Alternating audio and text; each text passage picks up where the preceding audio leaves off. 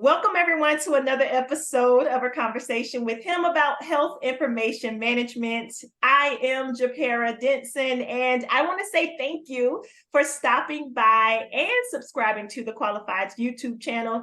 Listen, you have been consistent in your support of this content and the interviews that we're doing, and you've been consistent in your support of your H.I.M colleagues. So we want you to know that we genuinely appreciate all that you are doing to share these videos and to let other people know about what the Qualified has going on. So listen, we're going to get right into today's show. I'm excited about today's guest because he is coming to the platform with a wealth of knowledge, experience, expertise in health information management. So I'm excited for what he's going to share with us today. He doesn't even know what he's going to share. I don't know what he's going to share. So it's going to be a total surprise to everybody, okay?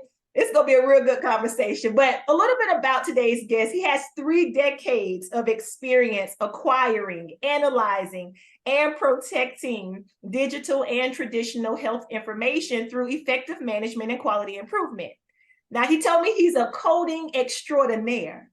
He has served as a systems consultant in the development of electronic patient records, and he is currently serving as a coding compliance senior manager. So a lot of information, again, we are about to glean from today's guest. Everybody, without any further ado, let's give it up for Mr. Darryl Morgan. Darryl, how are you today? Hey, I am wonderful. I'm blessed. How are you? The same. Wonderful, blessed, highly favored, lifted Great. up, and all of that. Great. Great. For sure. So, Darryl, want to thank you for taking the time to be with us today.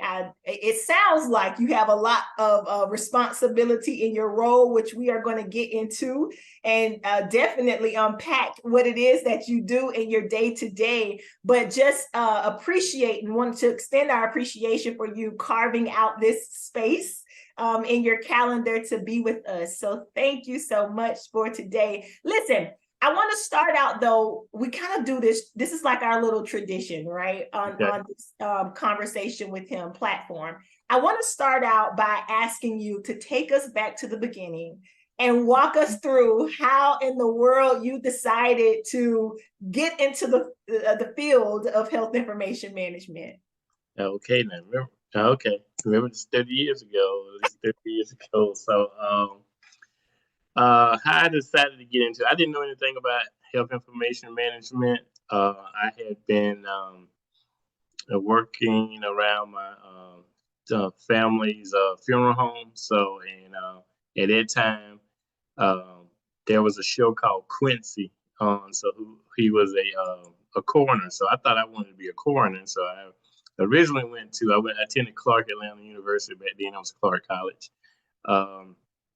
And was going to go into was a biology pre-med major. Well, I got into all those chemistry courses and all of that. I was like, no, I can't do this. And then I had to go to med school. And I thought that, working at the funeral home and building up bodies and everything after tragic accidents was an art. So I was like, well, I'll just do that. And someone told me about health information management. And they sat me down and said, the courses that you've already taken, then, they were, you would not lose anything. You would just have to add on a few more courses. So, look at health information management. And I thought about it and I was like, okay, what is that? They sat down and told me about it. When what got me interested was that it's like, you're a man, you will make more money than the women that are in the field right now. It's like, why is that? They said, because a lot of people want things run by a man. And it was a female-dominated industry. So I was like, okay, what else, can sway me towards that? And they say, you'll get to read operative reports. You get to work with the physicians. You should know just as much as a physician when you're dealing with coding and operative reports, and you might get a chance to go in and look at surgeries. I said, okay, good, sign me up. So And that was what changed my mind about going into health information management.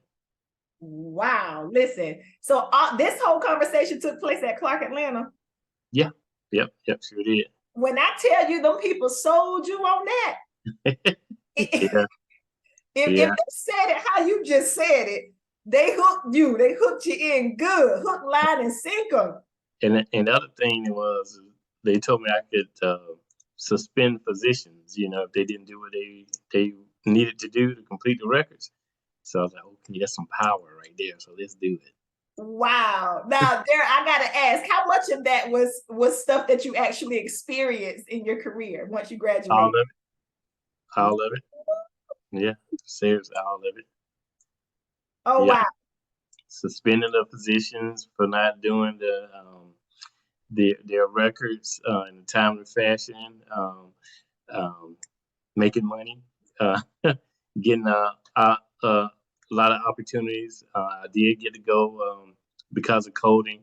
I did get to go and observe surgeries, autopsies. I took some coders with me again to observe surgeries and autopsies, and so it's been fun. It sounds like it's been very adventurous for you. I love how you started out in the funeral home business, though. Mm-hmm. That was the original. I love that. And it seems like most people that we get the chance to talk to end up, and even colleagues that I know, have started out in some other field, and then they ended up being introduced to health information one way or another. Right.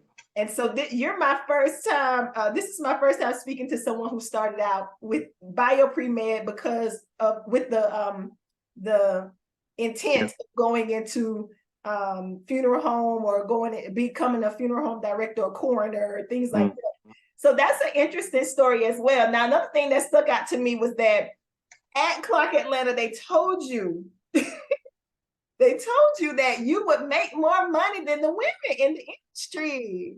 Yeah, they did.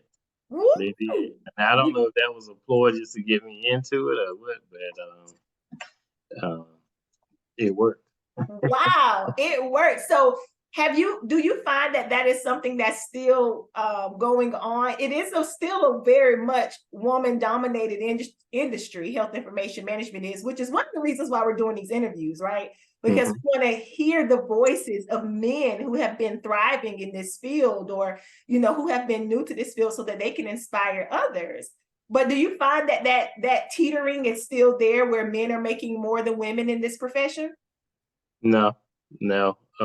Because it's a woman-dominated field, and they have such large presence and more activity in the meetings and in committees and things like that. I think it's more women that are still on a higher level of compensation than the men, because it's not that many men in it.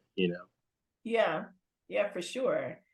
Okay, well, good. So they got you in the door, and then you graduate. You start. What was your first job? What was the first job you landed out of school? Well, prior to while I was still in school, I volunteered down at Grady in the H.I.M department, and it's a big level 1 trauma center here in Atlanta, and I also attained a job working at Doctors Memorial Hospital in Atlanta, just doing release of information. So I got a little knowledge of that, and so at Clark, they did not have the accredited program. So what we had to do was go to Clark for 3 years, and the last year was your 15-month internship. You either had to go to Emory or Chicago State that Clark was affiliated with. Well, the year prior to me doing the internship, Emory cut the program out to make more room for the medical staff, medical school. And so I could have either continued up at Chicago State or transferred over to the Medical College of Georgia. I felt I might have lost some credit at the Medical College of Georgia, so I went up to Chicago. We had some previous Clark students that had gone through the program up in Chicago, and they were still up in Chicago area working. They invited us to a welcome to Chicago party. And the gentleman that was the former program director had gone back into the field. We were, discussing some of my previous jobs that I had, so he offered me a job while I was in school. So I started out with him while I was in school, um, doing the basic, assembling medical records, picking them up on the floors, and learning the ins and outs of the medical record, all of the medical records functions. Coding had really interested me. So my first job out of um, after graduation was I went to a big. I left that hospital and went down the street to a big teaching hospital, Rush Presbyterian St. Luke Medical Center, and became a coder, and then worked my way up in the coding to different specialized coding and becoming lead coders and stuff like that. Wow. So you've been in coding that pretty much that whole time since graduation. Yeah. Even when I was director of medical records and stuff, I also still did coding because, ironically, after I left, while I was at Rush Presbyterian St. Louis, I got contacted by an organization that needed a medical records director. Well, I'm just a coder, and I'm, so they wanted me to interview. They were going to fly me up and interview me, and so I did that and came back. They offered me the position. I turned it down. I said I don't have enough experience. I had been associated with some of the H.I.M, Illinois H.I.M organizations, and then they also had some African American H.I.M association. So I spoke with one of the directors there, and she's like, "No, look, you need to take it. We will do what we need to do to help you succeed. Go ahead and take it. We need more African Americans in the field. We need more men in the field." So I called them back and I took it, and here I am. I went from a coder to a director, and this particular hospital was in the north, and it was in Indiana, and there was my first first time I dealt with the prejudice that was in the field, because the coder there, she resigned 2 weeks after I got there because she stated that her husband would not allow her to work for a black man. Wow. And so she felt that the coding department would go down, and so that they were I needed to quit so that the hospital could survive, or you got to hire a coder. And I was like, I am a coder. So I said, you can't be replaced. So it went on. It's been God has opened up doors for me ever since. I love that. I absolutely love that. So that experience was a brand new experience for you, but it was just what you needed to refine and to develop some skills for what was to come for you. So now currently though, you're serving as a senior manager, right? Coding compliance senior manager. So right. What exactly does I hear the word coding, I hear the word compliance, and I see management and I see senior, and I can kind of piece that together in my mind, right? I can pretty much figure out what it is, but I don't know the details of it. So what are some of the details of what you do for the organization? Okay. I actually work for a CPA firm, but we have a healthcare advisory section. And in the healthcare advisory section, we do everything revenue cycle, from the front end to the back end. We do revenue cycle assessments, revenue integrity assessments, interim management. And what I do is some the current projects that I'm on. We're developing. I have a multi hospital facility where I'm developing a building coding and compliance program to make sure that what is documented actually reflects what was built out. Also in that, I also do clinical documentation improvement. So I, speak with the physicians to make sure that they document more specifically. I help them with making sure that they document when they're supposed to document, and train them. And we're also training them on correct billing of their evaluation and management codes. So that's what we do on daily. That's what I do on a daily basis. I also do coding audits to make sure that I look for trends to say, hey, this is not being captured. This is you build an incorrect level, or you left out. This could have been a higher ICD-10 code than what you had, and also train them to say, if you would have said acute on chronic congestive heart failure and just congestive heart failure, for instance, then that would change the ICD-10 code, and it could also change the DRG, and which also equates to more money for the hospital. So Darryl, that makes me think, because now you're talking ICD-10, you're talking details of coding, and I want to know, have you ever been an adjunct instructor or ever thought about getting into education at all? I've been asked to do it. I've been so busy doing. There were, I am on the advisory board member currently at with the HIT program at the Atlanta Technical College. So, but as far as actually doing the education, I haven't had a chance to do that. Okay, because listen, we can recruit you real quick if we need to now. Yeah, okay. All right. So what do you love most? Before I ask that question, I want to ask you though about manage. Are you overseeing any staff, like any other coders? Do you have like a team of coders working with you?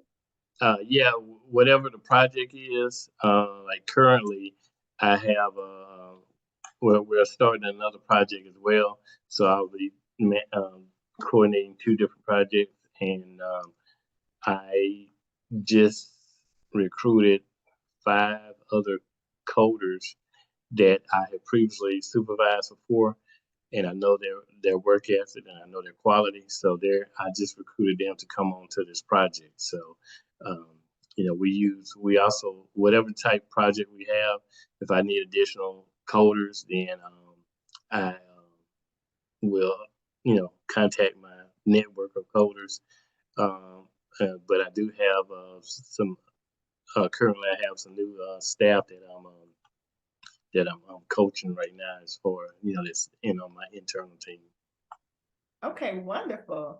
So then now that brings me to your love and excitement. We're hearing the enthusiasm. We're seeing the enthusiasm as you speak about the profession and about the work that you do. What do you love most? Like, think about your whole day to day, right? Your whole however many hours you work, 8 to 5. I'm just going traditional. I do not know, but just traditional, right? Like, what do you love most about the work that you do you work for a CPA firm. So what do you love most about that work? Well, being on the healthcare advisory side,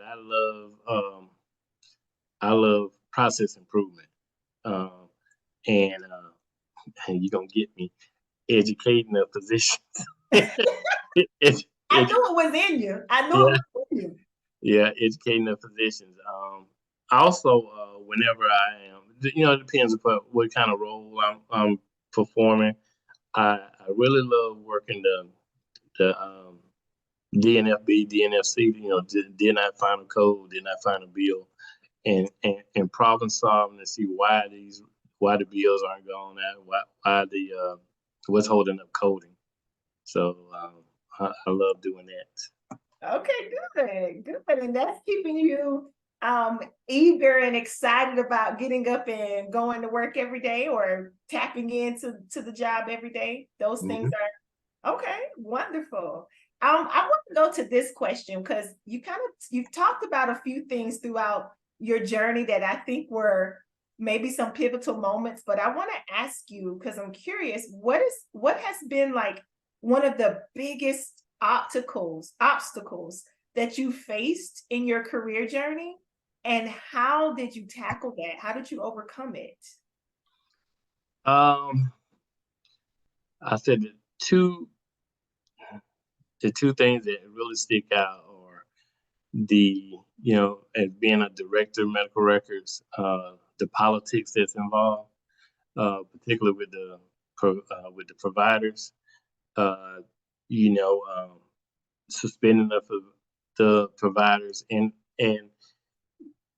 at one point, back in history, medical records, as it was known then, was it's like you're just a record keeper. But as um, the profession has grown and it's changed to health information management, H.I.M has also become now a revenue generating department, whereas before we were not considered a revenue generating department. So with the coding and the revenue generating, and being a revenue generator, then you have more and more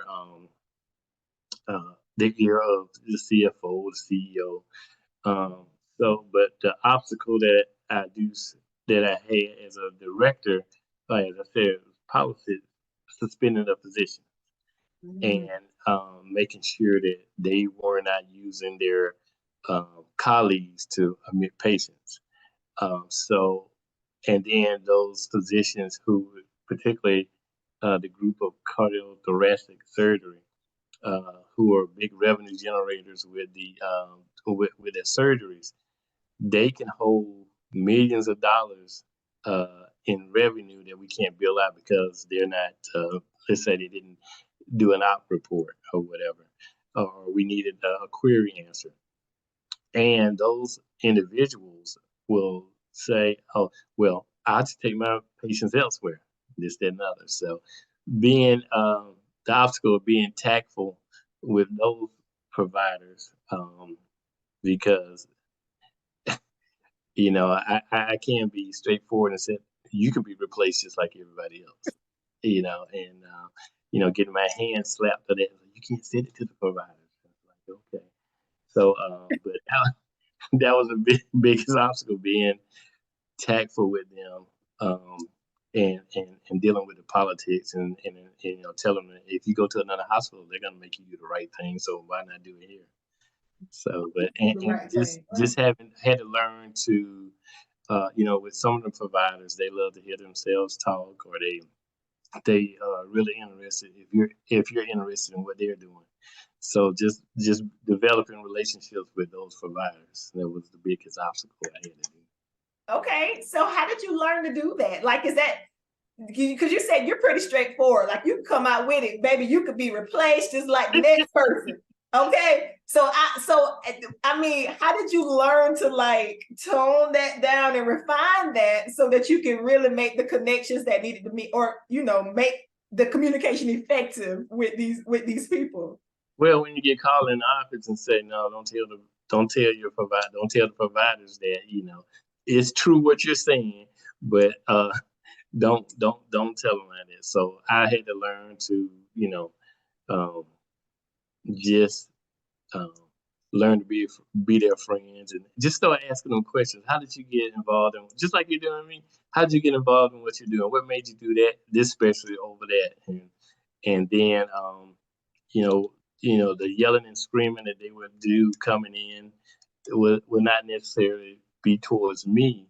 It was onto some processes that did not even have to do with coding at the time, or it was maybe some record processing, and develop those relationships. I had to develop a relationship with one particular doctor who is now one of my best friends right now, um, and they would, once they trust you, then they will, you can ask them to do anything, and so just developing a relationship with them. For sure, right? Making that connection. That's great advice for like anybody who is needing to develop that people, like some people skills and just really learn how to communicate with people. I imagine some of the folks who are even watching us now may be directors, or they may be managers of a team of staff and are having some difficulty connecting with them. Darryl gave us some good advice just now. Darryl just gave us some good advice, which is just start out asking people about themselves, like get to know who we're working with. I heard someone say, this was like, I was attending a conference one time, and I heard one of the presenters say, you can't grow me if you don't know me. Right. Right. And when I heard that, I almost dropped the mic. I wasn't even holding the mic, and I almost dropped the mic. I said, that's so good. So oftentimes we're trying to lead people who we don't even know. Right. And you don't know what people are going through that day. I even had some of the providers that were considered the hostile ones once I developed a relationship with them. Sometimes they used just to come in and just sit down in my office just to talk, and it's like, what are you doing? Am I bothering you? I was like, no. How's it going? Can we talk? And just hear some of this, they'll close the door and just talk about some things personal or something like that. And, also, if you go to their office, they, talk to you to be observant, look around the room, see if,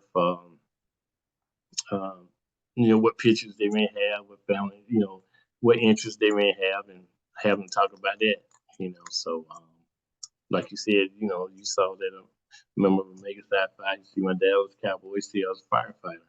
So, could have talked about that. And once they know that you're concerned about them as a person, I think that helps ease things up, because, they can be your biggest advocate or they can be your worst enemy. That's right. And when we have to work closely with providers, with coders, with revenue cycle people, with whoever, it could just be a nurse, a doctor, or whoever across the street, whoever we have to work, the custodian, whoever we have to work closest with, I want that time that we're there together at work to be nice, graceful, peaceful, sweet. And so we want to try to remove friction from out of the workplace. And one way of doing that is simply just communicating with people, making connections with them. And then one thing that I heard in what you were sharing is that you were like a safe space to those providers that were coming to your office. Mm-hmm. You created a safe space for them to come and share. They may have been going through something devastating. They may have been going through something that was affecting how they were providing care, but they felt comfortable enough to come. Darryl, how does that make you feel? It felt, felt great. I like I said, I developed some.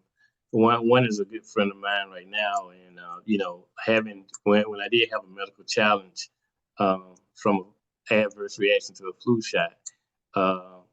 And they kept me overnight a couple of times. They didn't know what was wrong with me. And so having that relationship with these providers, I was, when they said the internist said they needed to have a specialist, I was like, I want this person on my consult as my consult. I want this person as my consult. And once they got the guy over, he calls me Q. He's like, Q, what's wrong with you? I was like, I don't know. They can't figure it out. That's what you're here for. And so within an hour, he found out I had an allergic reaction to the flu shot, had Guillain-Barré, and he had to put me on life support for a few days. So, it's like, wow. Hey, there you go. Oh, my goodness. Wow. And you've come through that too. We can add that to the list of obstacles, right? Oh, yeah. My goodness. So what has been, it sounds like you have made a lot of connections. You've established a lot of really strong and powerful relationships throughout the time that you've been in this profession. What would you say, just kind of thinking back, has been one of the greatest pieces of advice that you've received along your career journey? Be passionate about what you do. Develop a team, and remember that your team can make you or break you. So, if there is a area that you're not necessarily competent in, make sure you hire that person that has that subject matter expert or the expertise that can uh, provide the knowledge that or the task that you need. And always remember that your team could make you or break you. So give them the tools that they need to do adequately do your work. Don't be a micromanager, because you feel that every one of your team, if they're there for a reason. They can do their work. We're grown, and let's do our work. I don't need to stand over you. You have your job description. You know what's going on. But and also, and I know a lot of people say this, have an open door policy. You really have to have an open door policy. Um, a lot of as being director or coding manager, I've had other individuals ask me, how is it having our own women working for you? Sounds great, because they talk about the different um, hormonal things that women go through. It's like all you do is listen. All you do is listen. So and put yourself in their place. That's what I said. Put yourself in their place. I may empathize with some of the people that I work with, or work for me, because you never know. I don't know what you're going through. Some things I'm not gonna know what you're going through, especially like when when I was a single man with no children, and a woman had issue with the child. As a single man, you may not like, okay, well, cool, you know, there's no problem. You can still come to work. You can still do that. But until you have your own child, you don't know. It's like, okay, I see what you're talking about. So okay, and things like that. So you have to put yourself in their place, and once they know that you care, and that you're just not a body there to perform a job. I think your staff will do whatever they can for you, as long as you treat them right. And I used to say, as long as you follow the rules and regulations and policy procedures, I go to bat for you, whoever. So, Oh, I love that. That's so good. and I think it helped because um, coming from a code and working my way up, when I got to, being a director, coding managers, assistant directors, whatever, um, they knew that my staff knew that, okay, this guy has walked a mile in our shoes. So if I bring up a concern, he knows what I'm talking about. Whereas you don't have one of those managers who's never worked in an H.I.M department, but because they may have a BS degree in this or a master's degree in that, they can come in and be your supervisor, but they don't understand what you're going through or what your needs are. Man, this is good. You've covered a lot right there in that last piece, that last answer. You talked about these team dynamics and the importance, the magnitude of building a strong team. So I kind of want to dig into that a little bit more, because what if there's someone that's really struggling with that right now? Like, I imagine, I'm just going to use my imagination and a little bit of experience, not current experience. No, current experience, but not current work experience. Okay. It's current, but not current work experience. And we're going to talk about these team dynamics, okay? So let's say we have a team and it's not fully operating at the optimal level that we know it could operate. And there's about a good handful of people, about 7 people or so on a team. And that may be about average for some, H.I.M managers as directors as well, maybe. So let's say we got a couple folks that, man, just really not y'all see I'm struggling trying to get these words. Maybe not pulling the weight as they should, or there's just some things that need to be refined. what do we do in this to build a strong team? What do I do? I know if I have areas of weakness, you said that I need to get people who are strong in those areas. Is there anything else I need? And Yeah, I mean, I have what I usually do is, set the goals for the department and then ask the individuals to set the goals for themselves to help achieve the goals for the department. And then if I see that there's some, productivity standards or or whatever the issue may be with the individual, you just call the individual in and ask them first, is anything going on, anything I need to know of? Because it could be something that's going on personal that they don't talk about, they will not talk about that, because it's not, their coworkers need to know, but it may be having an effect on their of course, on their work performance. So it could be personal.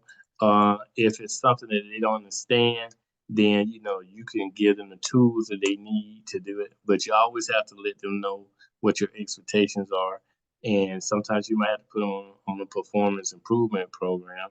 Um, but you just have to call that person in and just say, this is what I need from you. This is what I see, and be upfront. It's not going to leave these four walls. What's going on, yeah. and how can I help you be successful? So that has worked. That has worked for me. Okay. Okay. Good. And then one more question, kind of around that. Let's say we have somebody who is watching us who is struggling with that confidence piece of calling, one of their team members into the office and having that difficult conversation with them.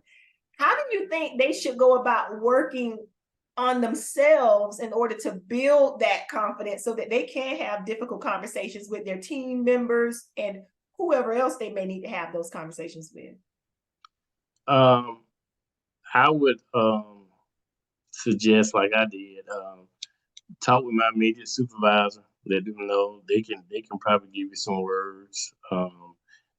Also talk with HR um, to help them, help for guidance. Make sure you follow proper procedures and what you can and cannot say.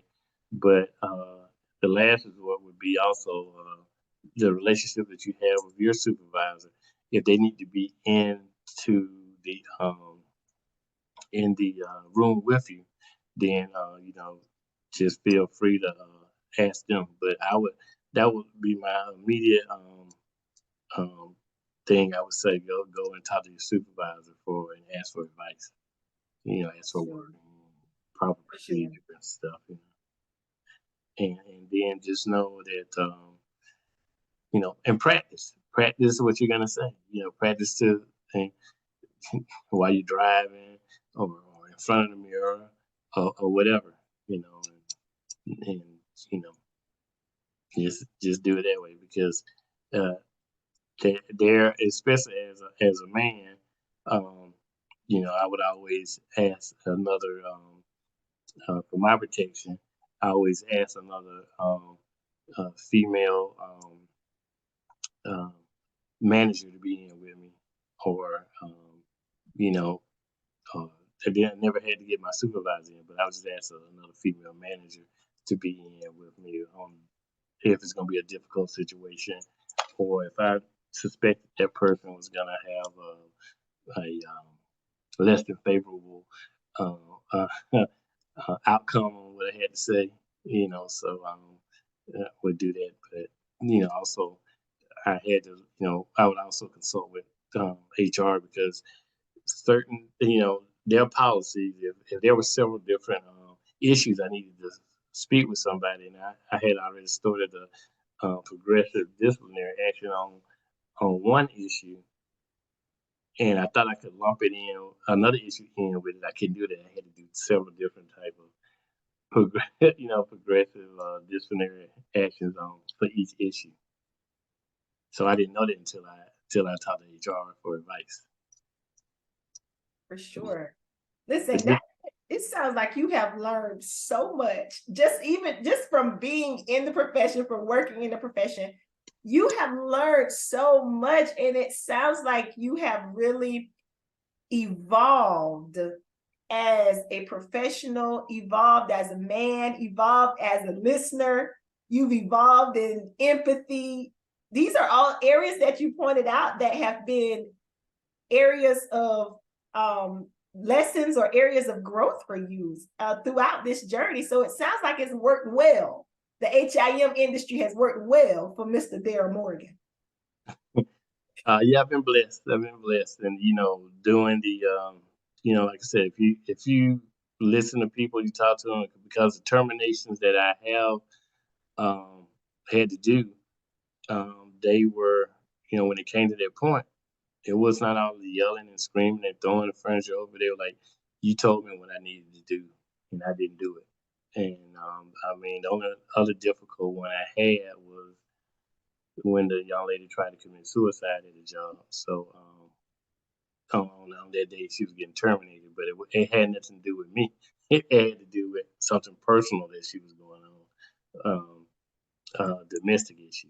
So, but we were able to get her in and get her to the hospital and everything. And HR did what they needed to do while she was there. So when she came back, said, to retrieve her stuff, it's like, it wasn't against you, Darryl. It was, you told me what I needed to do, and I didn't do it.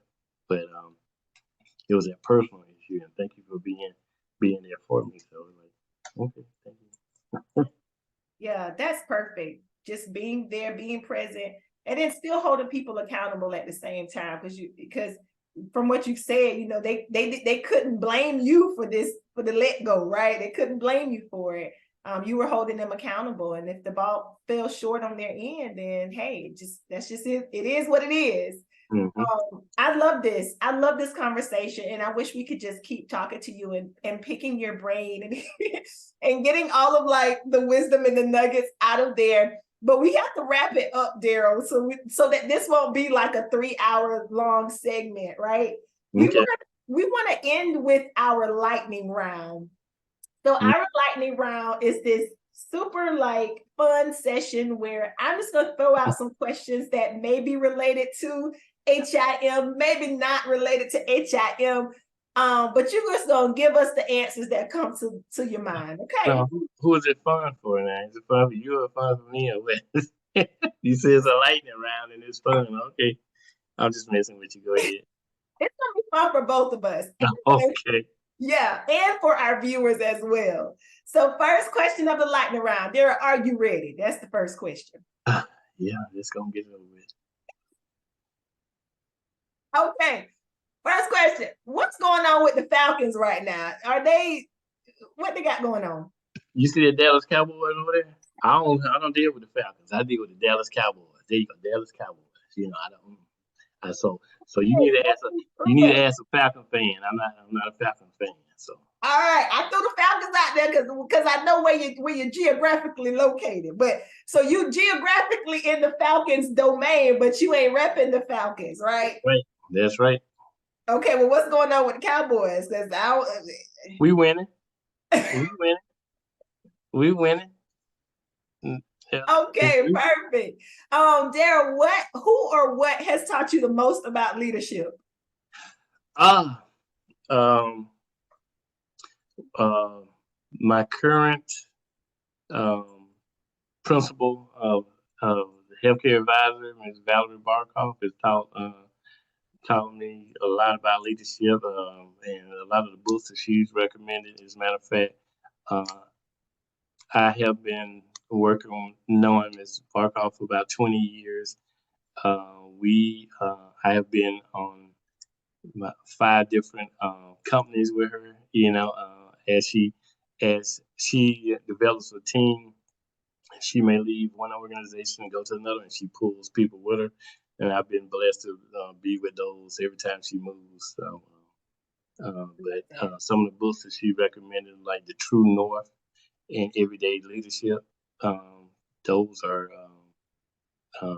some good books that she recommended. And especially with The True North, it has a workbook that you can do to it. And what we would do is, she's opening my eyes about, sometimes I can be narrowly thinking or tunnel vision on some things, and it's best to have somebody to run something by. So you get a mentor that is successful in the area that you're in, or if they're just in life where you want to be, where they are, if you want to be like that.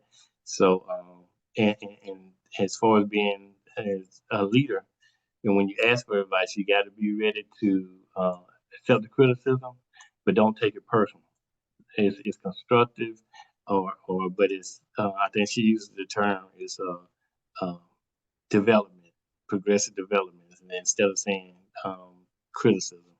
So you got to learn how to take it personal. And if you're a leader, you can't take it personal. Mm. Perfect. And in those two books, I'm just going to run those two books back: True North and Everyday Leadership, right? Yes, correct. Awesome. Here's the next question. What is your biggest leadership pet peeve?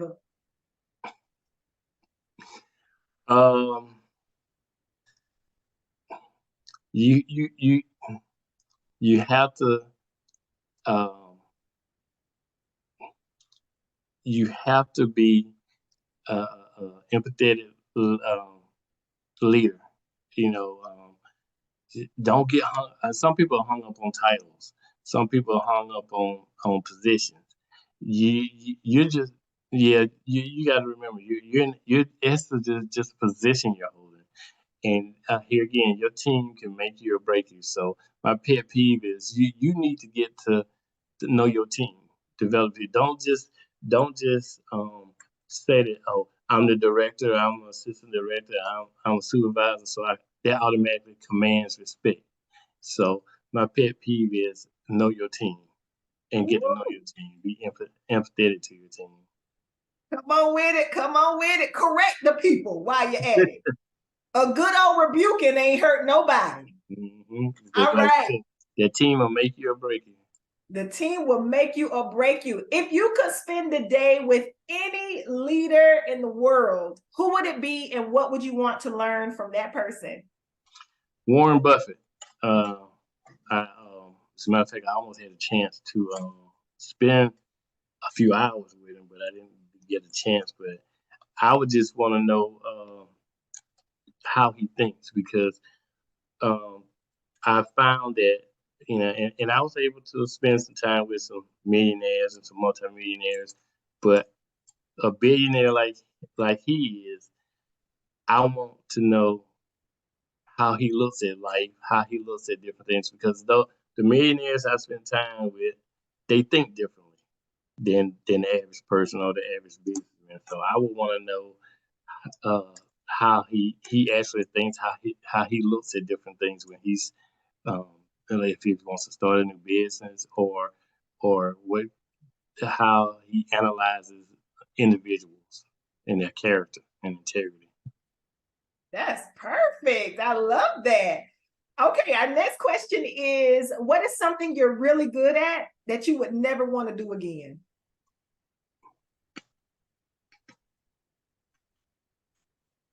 Something I'm really good at, I never want to do again. This question always throws people off. People have to think about that. Yeah, that I don't know. I would say go back into firefighting again, but I love that too, so I'll do it again. You would do it again, okay? What's a song? What song best describes where you are in your career right now? If you let me change that just a little bit. If you had to pick a theme song for right now, what would that theme song be? Well, the theme song that I like and that I play every day is "No Greater Love" by the Georgia Mass Choir.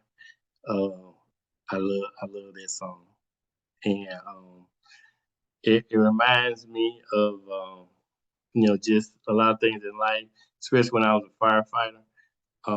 How you'll lay down your life for somewhere for a friend. There's no greater love to lay your life down for a friend.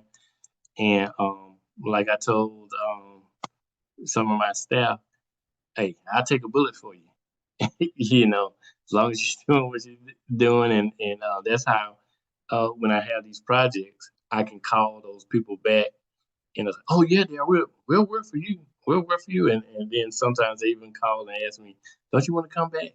Don't you want to come back? And these are my staff members. So but you gotta love what you do and you gotta love people.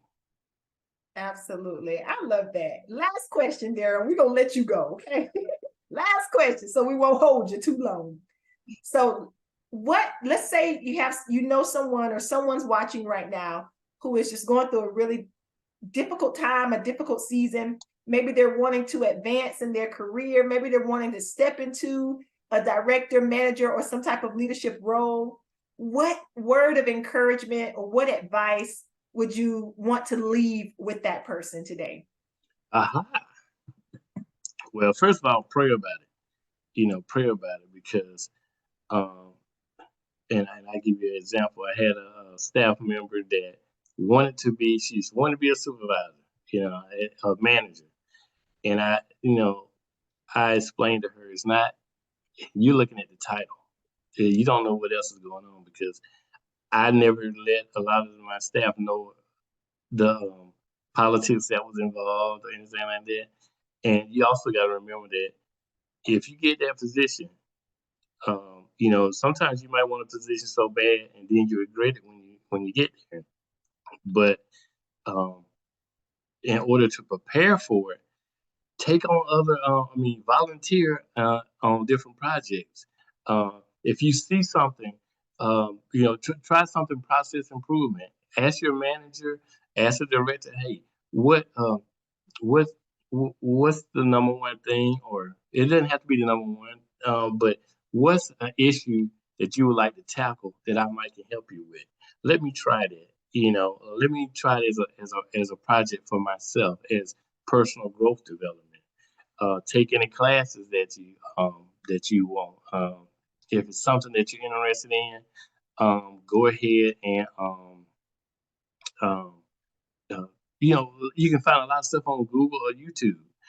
Take that, and then also I would say practice your PowerPoint presentation skills because sometimes if you want to advance to a higher level, you're gonna have to present or persuade the powers that be on obtaining like for your budget or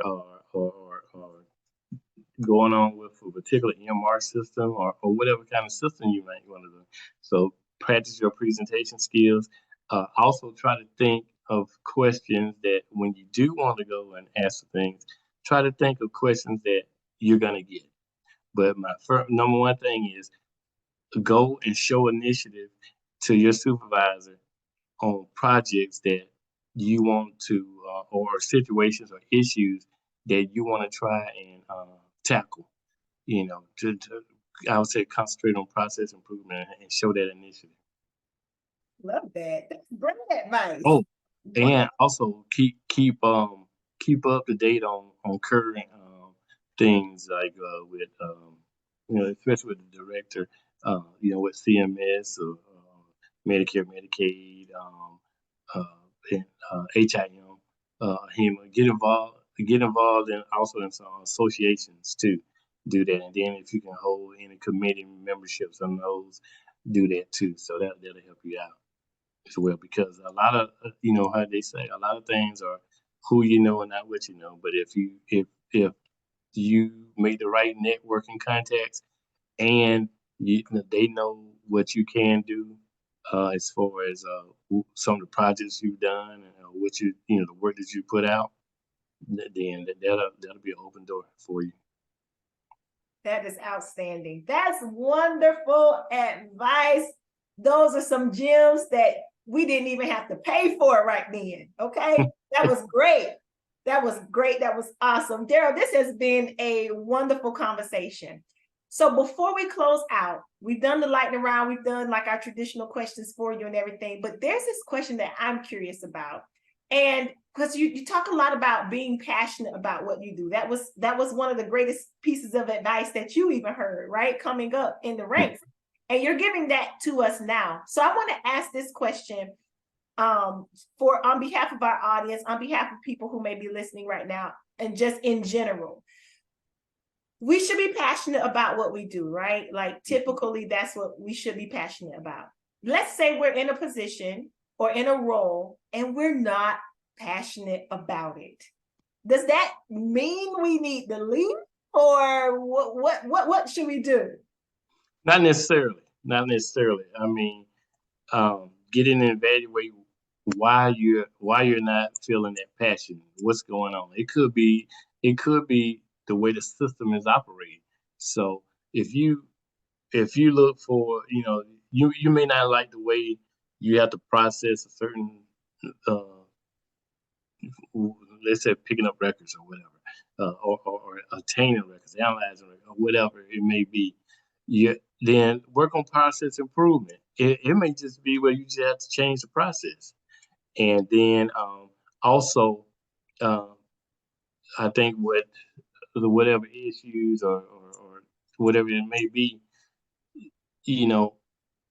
I found that a lot of people, if they don't have that buy-in, then they necessarily don't like it. So, especially with process improvement, if your team has a buy-in, it'll work. It should work because they have a buy-in.